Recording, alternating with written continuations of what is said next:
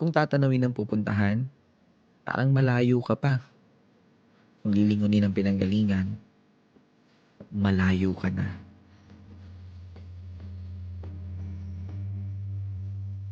Kung titingin sa hakbang ng iba, parang naiiwan ka. Pero kung sarili ang bibigyang pansin, aba, umuusad ka. Maaaring pagtagpuin tayo sa ilang bahagi ng paglalakbay. Pero ang totoo, kahit kailan, hindi naman talaga tayo magsasabay-sabay. Magkaiba ang panahon, magkaiba ang daan, magkaiba ang oras, magkaiba ang bilis. Minsan, nakadepende kung saan nakabaling ang paningin.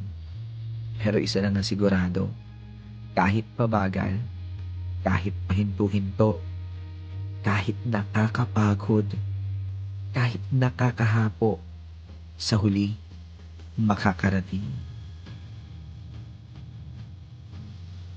Huwag na huwag susuko.